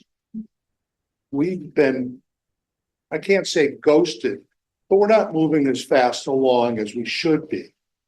So we are going to all the 26 communities. We have 6 letters of support, resolutions of support from 6 cities and towns. Gonna be in Belchertown next week. Weston, who voted it down 30 years ago, they're built out. They're on board. We'll have Somerville and Cambridge in the next 2 weeks. We should be done by late spring with all 26 communities. We'd love to have Hadley on board here. I'm the ugly rain man of rail trails. I know everything in the background of everything going on. So if you want to ask me questions, fire away. I have a question. Is this gonna reduce your commute time if you take your bike to Logan? I don't think so. Mhm. But I will say, that's the one spot that I enjoy riding my bike versus on the road and getting run off the road. So I'm all for it. Yeah. It doesn't cost the town anything to support this. No, no. And you're a part of the state park system. You know, Massachusetts was the first place in the country to have state parks. When you had this trail built out, we were still pretty much in the top in terms of investments in state parks. It's only been in the last, say, 12 to 15 years. We're near the bottom. Mississippi and Alabama are doing better than this. Now they're starting to climb out. PCR is starting to climb out of the hole. The goal would be, I think, eventually, is to have all these projects, at least this one significant project, to be under the windows, PCR. This is a 21st century project. PCR needs to be into the 21st century. They're coming. They're on their way. So Greg, you've got a map of what the trail would look like. Yes. What does it look like today in terms of where can we get from, I know we can get from Northampton to Belchertown, I believe. Can we go farther than that? It's technically in public ownership, much of it in Belchertown, but it's not yet built out. They're starting to go for grants and it's relatively easy because it's been sort of like informally maintained. If you go to finishtherailtrail.org, there's a lot of bullet points and contemporary website about this, including a map onto our main website, which is called masscentralrailtrail.org. We have a scalable Google type map on there that's color coded as to what's open, what's not, and very detailed. In fact, my team this past fall completed, they had a Google camera being towed by a bike on the open sections of the trail. So you can go to Google Street Maps and you'll see this pop up on there. We actually also sent the camera into one of the 18 intersecting trails, which goes from New Haven to Northampton. And that is being uploaded right now to Google Street Maps. So we will have the whole thing mapped out in the next year or two. This is all on me. So you're looking for us to sign a letter of support. Yes. That's the. Yes, Sounds you like can it's create your own, or we can send you the other supportive letters and you can figure if it makes sense for you to emulate theirs or whatever you'd like. Well, we'll see. I like this letter. I move we accept it. Second. Okay, motion made by Jane, seconded by David. All those in favor? Aye. Aye. Okay, thanks for all your hard work on this. Well, thank you. Good luck in the other municipalities. Yes. Thank you so much. Thanks for all the hard work you do for the town of Hadley. I really want to thank the select board and the people in town of Hadley for their support for this project. I used to say that one day in the future, we would able to ride from Williamstown to Provincetown in our electric wheelchairs. But it looks like the project's going to be finished long before then, and we'll actually do it on bicycles. Just to answer your question, there was an intrepid group of riders who rode the whole trail recently in 3 days. Through parts of the trail that are protected, on roads where the trail is not finished, and over the routes and the railroad ties where the old rail corridor still exists. So you can ride as far as you want, but it's pretty bumpy. There's 1,000-foot tunnel on this corridor, and there's 3 bridges over 500 feet long missing. So they will be expensive. When you say missing, they're not there. They were scrapped out for scrap value. They were stripped out. That's why you need pontoon. All right, well, thank Quite you. fair. Thank you. Thank you. Okay, next we have DPW here to talk about the cemetery fees. More of a subject. Good evening. Hi, Scott. So almost 6 years ago is the last time the cemetery rates have been looked at. I was looking at them and did some research around the surrounding communities and stuff and et cetera. It looks like our rates need to be adjusted a little bit to just get with the current times and our labor rates, et cetera. So I prepared a document for you to take a look at and hopefully approve to adjust the rates. So when you looked at surrounding communities, Scott, and I know that we tend to do that, and say, okay, they're at this, so we could go there, but are those numbers going to cover our costs typically? Yeah, so ours in a couple of spots are a little more than others. All right, as long as it's gonna cover our costs. Yeah, to cover our costs. Yep. The biggest change obviously is the cremation rate. It's going up quite a bit, but just to cover our labor, it's what we have to do. And different communities have different situations, especially with the weekends and after, you know, the structure for after, you know, overtime situations for employees. So we just looked at it in our best interest. If after anything after 2 o'clock, we would just charge the weekend rate. Gary said that most people come with payment in hand. They want to know upfront what the charge is. So it'd be a lot easier for us than billing somebody for overtime charge or et cetera. So we just we opted or so we're looking for just to have that rate right up front, that if you want a burial after 2 o'clock, it's weekend rate. Obviously gets our. Well, to me, how many plots do we have available still? There's some, I don't have the exact number. Gary has all that information. I'm not. Okay. Motion to approve. Second. Okay, motion made by Jane, seconded by David. All those in favor? Aye. Aye. Thank you. Why don't you just stay there and we'll go to the, because you're here for the intersection as well, Yeah, right? yeah. Yeah, and is Mitch joining you? He's not just back there looking pretty. He's got something to do. Okay. Always stop intersection. What do you have for us this evening? Where would you put it?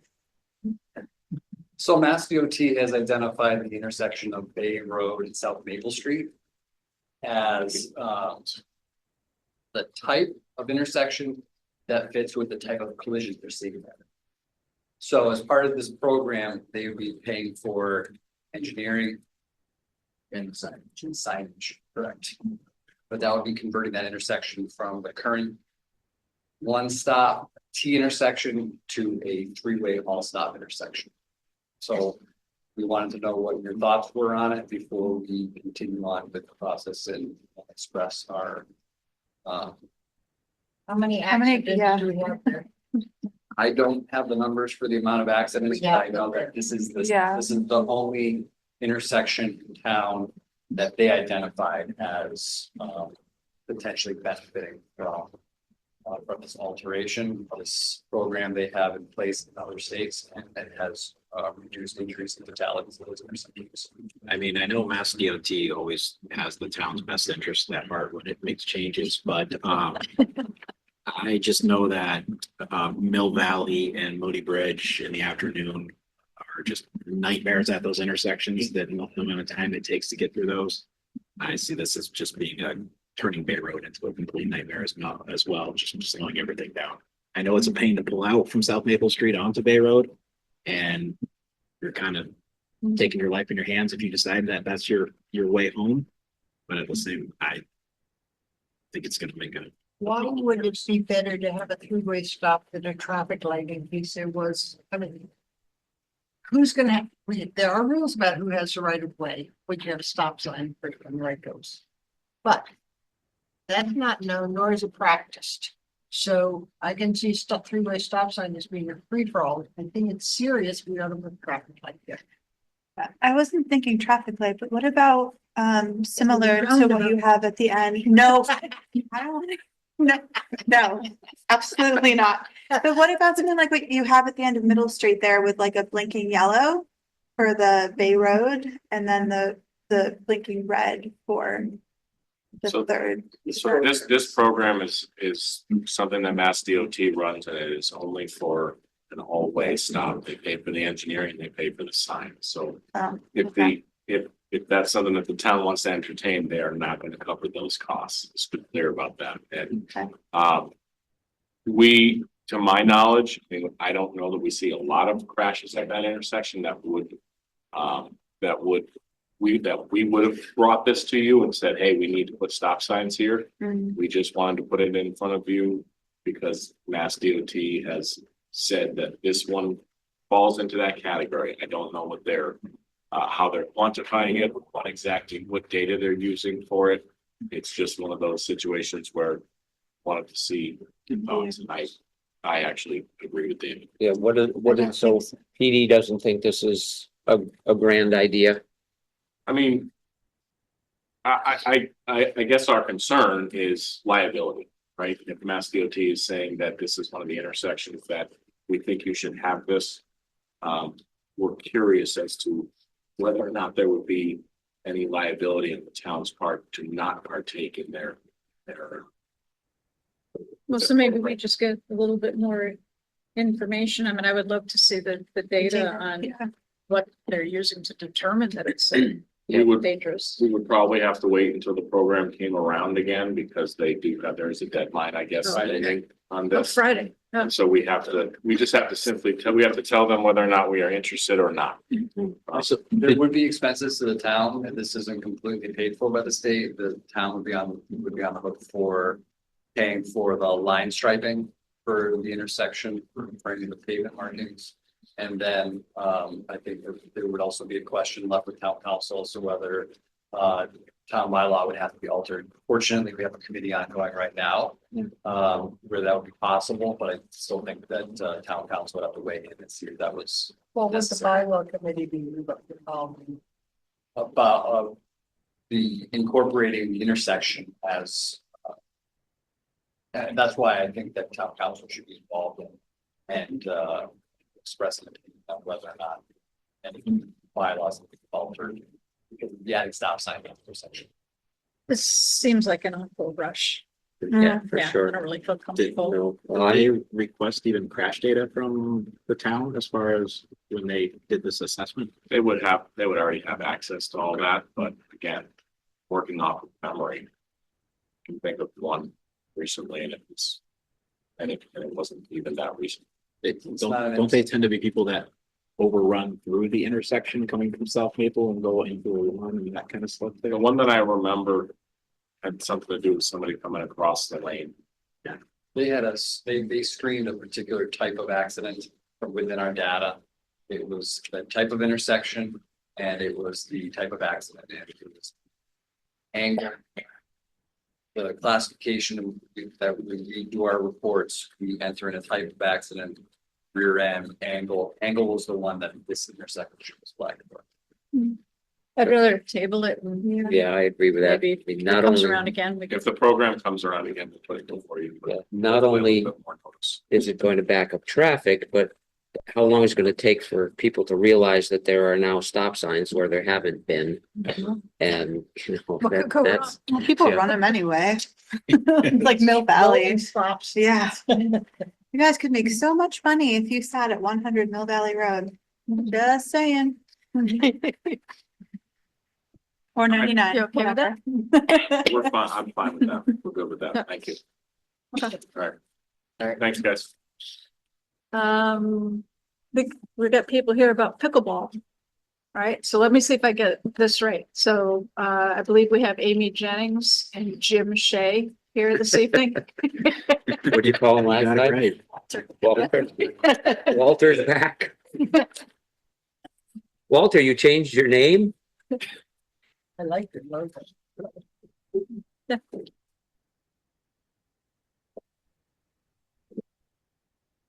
Katie, this park and rec have for us this evening. But I'm exciting news, as usual. So we are coming before the board to ask for your permission, to use some land. We've already been through the school committee and we know that we are, second in line behind geothermal. But we're trying to get our ducks in a row so we can continue this. And when and if that happens, we would go after them. And, so we've primarily been, since I've been on for the past 5-6 years, we've been focused on the kids. Our directors have, you know, again, primarily focused on the kids. So this is something that we're trying to do to reach the older kids and then the adults and the seniors. So the project that I envisioned and that other people were hoping for, because we've had members of the community approach me, talk to Amy about it. So we wanted to do a combined pickleball basketball court. I believe Amy sent out an email. I don't know if you were all able to If see you're ready. what it kind of looks like.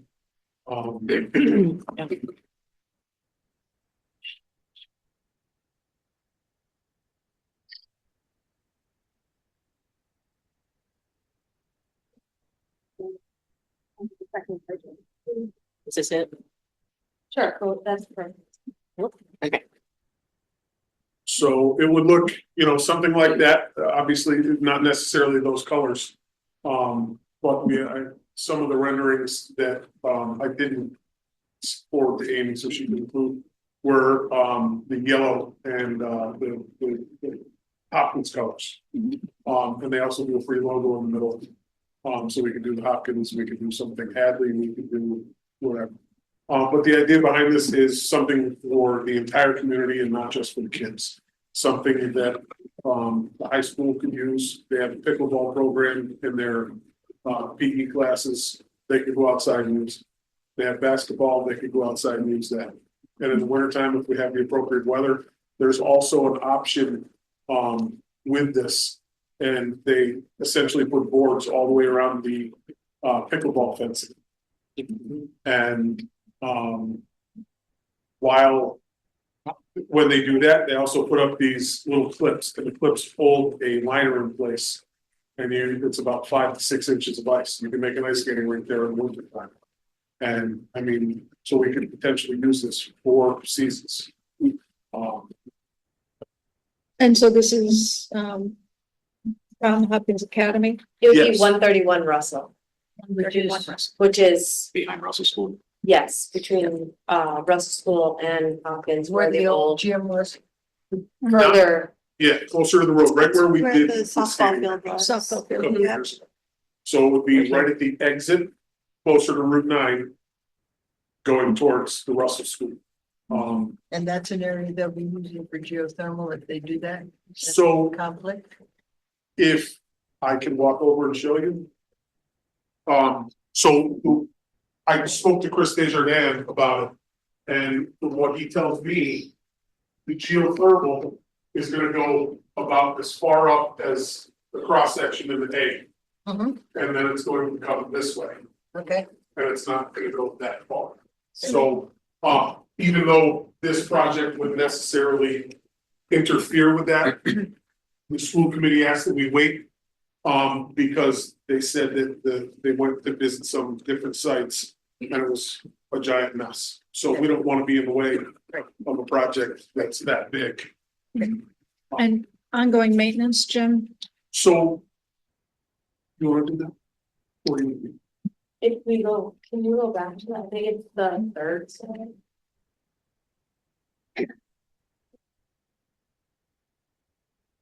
So the ongoing maintenance with this type of material, if we were to go with this company, Jim and I did drive around to see other communities who have recently installed brand new courts. We went to Buttery Brook in South Hadley, we went to Nantucket Park in East Hampton, and we also went to the new ones that weren't actually, the surface was just done, but Northampton just got a grant for their pickleball court. So most of those were all asphalt and then they just painted over. This type of material would be a more porous concrete. Is that? No, it's a compacted base that goes underneath it. they dig out. I forget the number of inches, but it's actually in the quote that is on there. They then bring in some fill, it's like 3/4 inch minus, and then 3/8 inch minus, and it's all compacted. And this stuff goes on top of it, so the groundwater seeps in. But if there is any runoff, they do it so it's angled, and it's actually angled right over towards the basin that's there to collect the rainwater. So I think the advantage to that would be from what we saw is the other courts with the asphalt, they have like squeegee type materials. So someone would have to go out if it rained or if inclement weather and have to not maintain it, but you have to obviously get it dry enough so that, you know, people wouldn't slip, where this is kind of like once or twice a year, you come with some simple green and you get a power washer and you just like upkeep it like that. So it seems like a very simpler way. So we wouldn't have to have someone maintaining it on a daily basis. It would be pretty much self-sufficient, self-used. I can monitor it out of my office window if needed. I can walk over, see what's going on. So it's pretty neat to see what the other towns have done with their CPA funding, things like that. And yeah, it seems pretty neat. There's a lot of interest for it, so. And would there be nighttime use, or are you talking lights or anything like that? So yes, that the quote that we have does include lights, there's solar lights, so we wouldn't need to put in any electricity there. I know that we could probably get it from where the gazebo, that's the word. Gazebo is, but we don't need to. I told them I'd rather not run electrical there just because of all the other,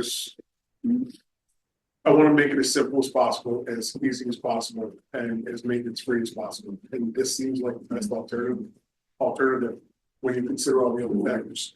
So if we spend this kind of money, I talked to another company just to give me a general quote as to what it would be to pave that. And it was $75,000 to $125,000 more.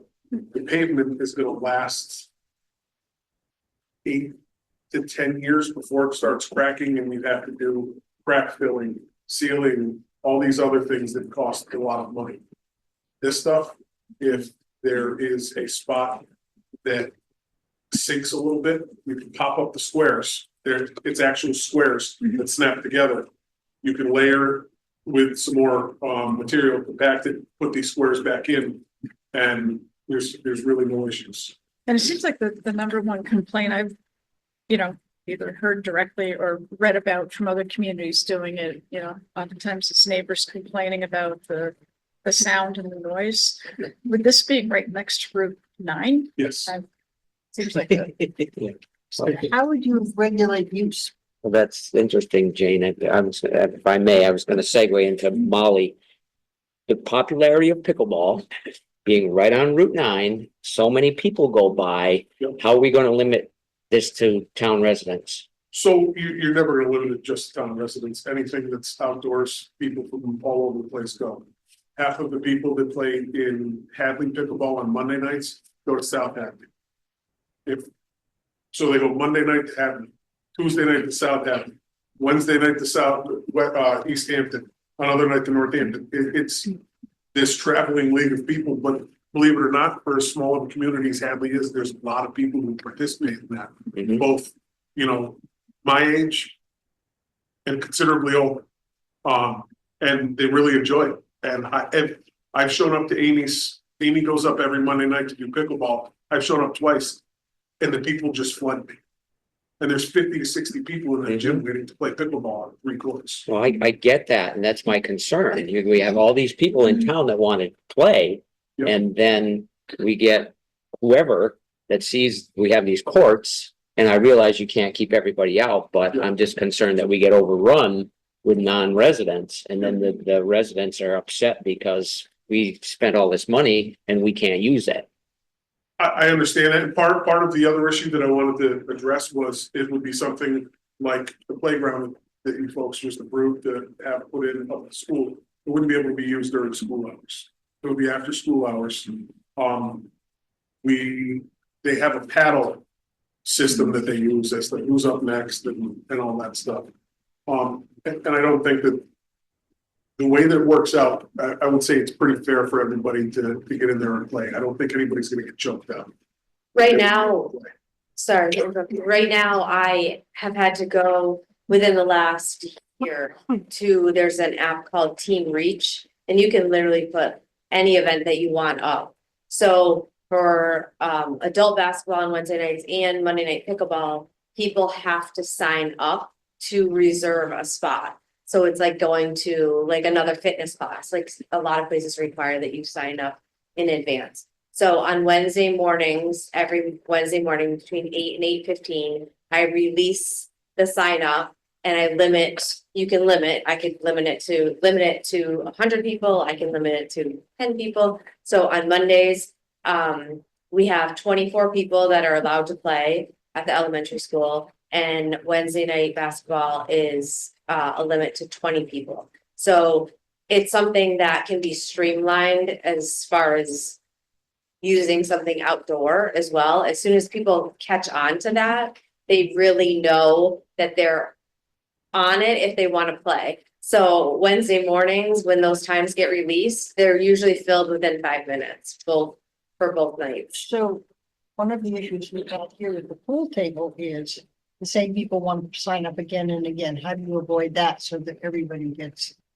I think with new people who have contacted me through the app, this kind of traveling team of pickleballers, it's just like by word of mouth. I actually learned about this app through my pickleball community. And there's some members who are here tonight who are avid pickleball players.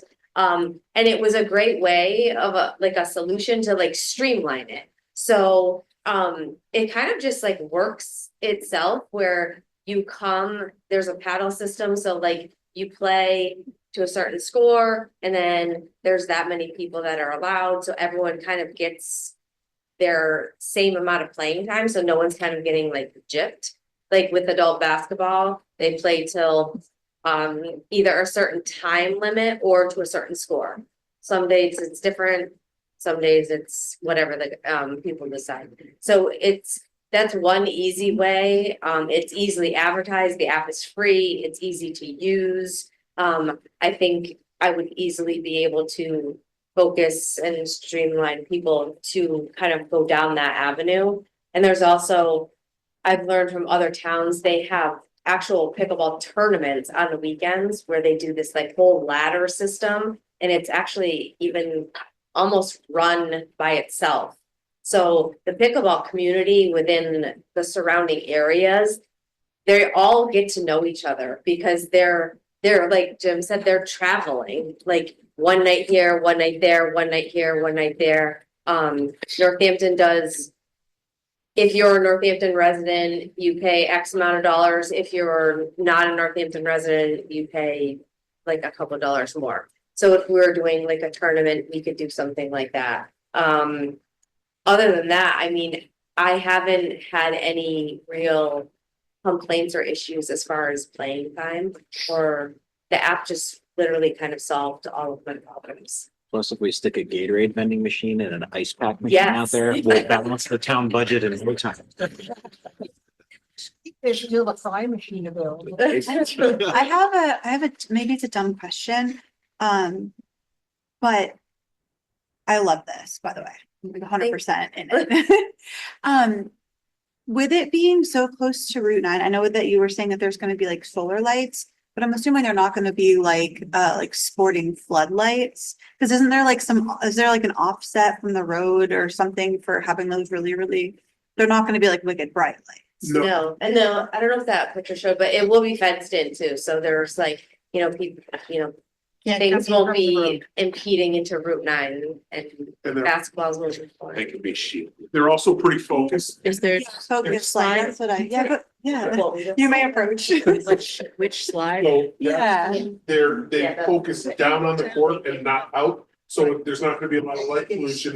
Yeah, We cause get to- it's like dark on the So would side. you have to have benches around it for people to sit at? So I applied for, there was Rather than out. an AARP grant that is out there that's geared towards recreational usage. I applied for that. They're not looking at any applications till March 15th. That's the deadline.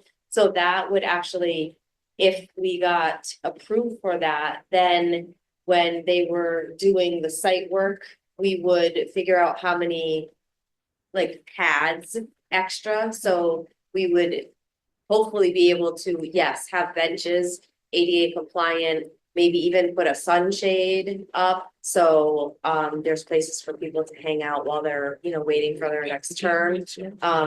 All these things are readily available and fairly easy to get to and put together all. It's a pretty easy scope work for timeline. It's, I think he said 2 to 3 weeks in and out. I mean, they're going up like everyone's madness. And so, and I don't know if any of you were thinking this, but I've been approached and said, hey, what about doing it up by the old fire, or the new fire station? Where, for a bunch of different reasons. I have an 11-year-old, I'm not letting him ride his bike up the side of River Road to the old fire station. That's never gonna happen in any world. Whereas I'll let him come down here with his buddies, across the street at the stoplight, and go right there. People are driving by all the time, they can see what's going on. They, the police drive by 100 times, a day.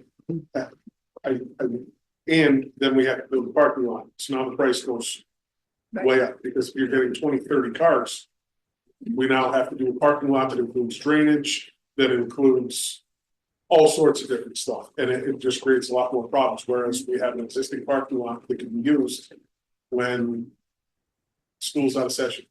And it's in concert with the master plan. I mean, when the master plan was updated, people looking for recreational opportunity in town. I think it's a great idea. I just am concerned about, people getting shut out, that's all. But I'm definitely in favor. You can probably, we can probably make X amount of those spaces on the app for having folks over. And then the rest can fit in, and if they fit in, great, if they don't, they don't. But you're just looking for permission to use the land if we can get all the financing and all the details, so this is just the start of the process. Yeah, there's no point in going forward and asking for money if you all say no. I'll make a motion that we approve the use of the area between Russell School and the Hopkins gazebo for the pickleball courts. Second. Okay, motion made by David, seconded by Randy. All those in favor? Aye. Okay, Thank you great. very much. Yeah, thank you guys. Thank you Very very exciting. much. And there is the property card up there, so I did, if you need to see the assessor's card is up there, so it is the actual 131 Russell Street and everything.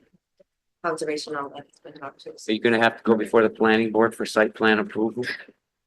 If you put a We'll get cover, there. put a sign shade up, you will. King Yard spoke with conservation, not in the floodplain, we're good there, we have no issues with conservation. The only thing we have to do is, again, once we get figured out what's gonna happen with the geothermal project, then we can move forward. So, we're on the back burner until that gets figured out. I think the project was meant to be, it's literally the only corner of that property that's not in. I do have another question, which also might be a dumb question. They're no dumber. I know there's only dumb people, but I'm just kidding.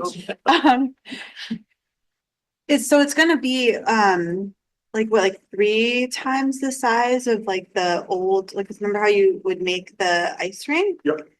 This is gonna be much bigger, Probably twice that size. twice the size. Yep, so I believe it was 126 by 110. Is there, and, Thereabouts. because it's gonna be on top of the pickleball court, is there any like issues or like, is it gonna like run off or? Oh, you're talking about the ice rink? Yeah, Oh, yeah. Oh, are I'm those sorry. separate? They're not separate, it's gonna be on top of, It's gonna yeah, be right on top of it. So again, they take composite boards yeah, and they screw them to the light or the fence post that go around the pickleball court at the bottom. And then they actually make a custom Liner. liner, that's the word, liner that is clipped to the sides. And so the last time we did the rink, there was 4 inches of ice on one end and 12 on the other because the way the land was. Mhm. This is going to be laser leveled and everything before they put it in because they want the courts even. Mhm. So we're gonna have a solid 4.5 to 5 inches, but I think it's, I wanna say it's 1/4 inch per couple of feet to grade. So when the water goes through the sport court, it then goes onto the packed surface underneath. And if it doesn't go in, it will roll off towards, and they're gonna pitch it towards that drain. Okay. So if it's twice the size of your other skating rink, would you divide it in half and have 2 different events being able to be skated at once, like one hockey and one figure skating? No, so inside the whole, I mean, you could, but I don't think you wanna do hockey. Okay. Hockey's, I think we should have signs that say no hockey. Personally. Yeah. Only, I mean, if there's a couple of kids out there and nobody else is there, that's one thing. The last thing I want is a little kid learning how to skate, taking a puck off the, Yeah. you know, knee or head or anything. Yeah. So I think that that's just inviting problems that we don't need. So I think just ice skating, and that's what we did the last time. It was just ice skating and Great. we had a lot of people there. Yeah, sounds great. Yeah, sorry. So yeah, it's just Thank one you. time. Thank you. If I get going, make it happen. Yeah. Just in time for We're spring. in second place. Okay, so new business Thank item you very much. 6.3. We have requests for early voting in person for the annual town election. So the Board of Registrars is recommending that we have early in-person voting for May 20th annual town election. The early in-person voting for that would be on Monday, May 12th through Friday, May 16th from 9:30 in the morning to 2:30 in the afternoon. And that would be at the town clerk's office. And just a reminder, this is in addition to early voting by mail. So this would be Second Avenue. Do we need to move on this? So there's a motion. I move that we approve the request of the town clerk and board of registrars for the town of Hadley to hold early in-person voting for the May 20th, 2025 annual town election. Monday, May 12th, 2025 through Friday, May 16th, 2025, from 9:30 a.m. to 2:30 p.m. each day for at the town clerk's office. Second. Okay, motion made by Jane, seconded by Randy. All those in favor? Aye. Aye.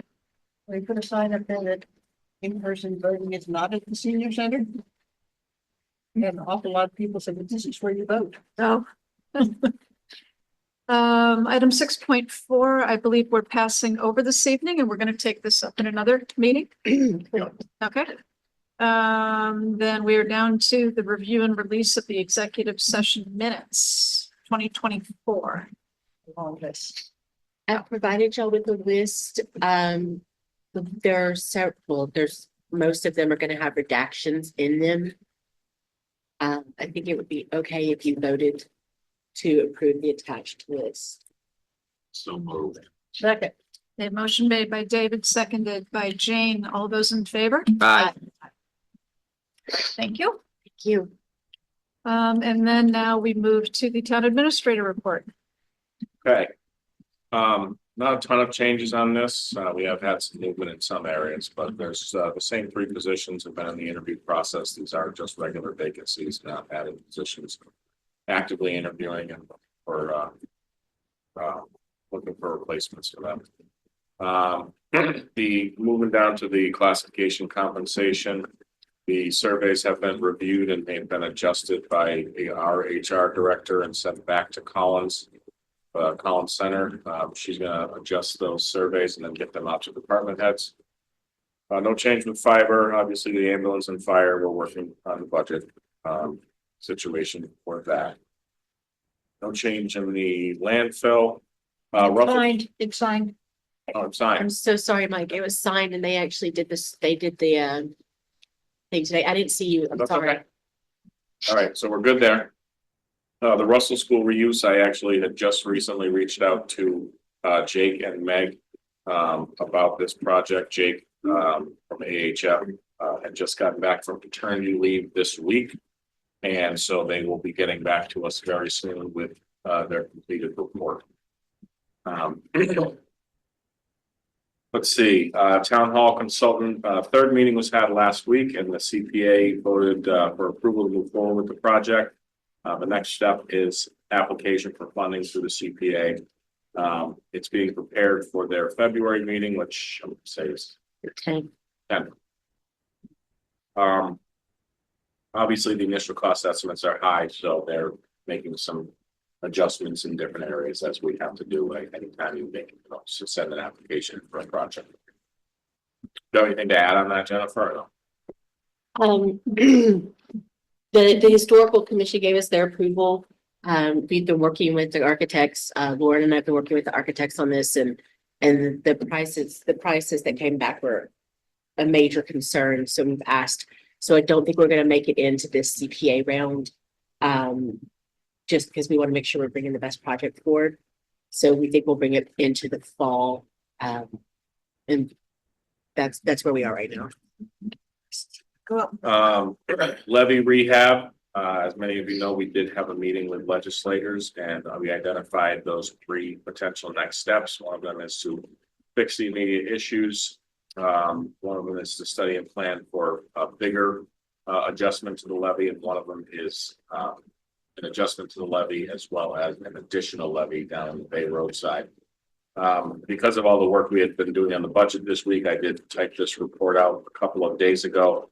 Woodward and Curran, Jim had to cancel their meeting at the last minute, so we did not actually meet with them yesterday. We have rescheduled for Friday afternoon.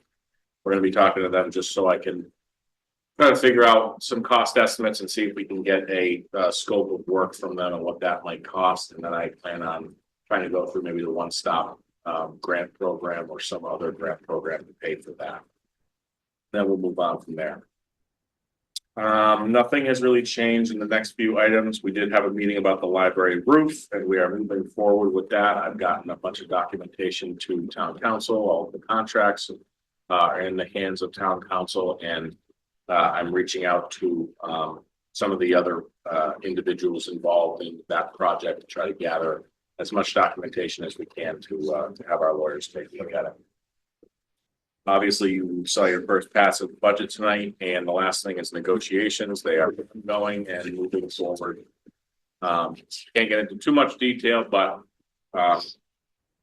we're out on a good pace. We're doing good things with the negotiations, and hopefully we will have them done and be able to add any of those costs into the budgets for annual town meeting. That's it. Unless you have any questions. Okay. Not have an executive session tonight. The only thing that we could have done was give you an update on negotiations, but yeah. Full speed ahead, no reason. I don't think anybody's upset because I don't. session tonight. No, yeah. Oh, Breaking our God. 8-month streak, I think. Okay, select board liaison reports. Does anybody have anything they want to share? I have something. Alrighty. Mr. McCarthy wants us to be aware that the town owns the bridge on Spruce Hill Road that the bike path goes under, and the state has indicated there are some issues with it that need to be addressed. I don't know what they are at this point, but he just wanted us to be aware. Okay. Anybody else? I saw a report on that somewhere. Thinking you were, The DOT? yeah, you have to report on the Spruce Hill Bridge, the pictures of the underside of the bridge and everything. Yeah. Just real quick from Yep. the schools, last school committee meeting, they met with some representatives from Train, the HVAC company. And it looks like there may be some possibilities to collaborate with the schools as far as their solar and alternative energy projects. And get some different grant funding and things like that for the future that might make them some things possible that if we were paying out of pocket, it wouldn't be possible with our current budget. So just want to say thank you for the schools for exploring alternative options. That's great. Alright. And then I was just going to do a quick report out on the MMA conference. probably the most important thing is I want to acknowledge all the hard work of Sue Blatsky and the safety committee. So we got a reward or award or whatever from Maya.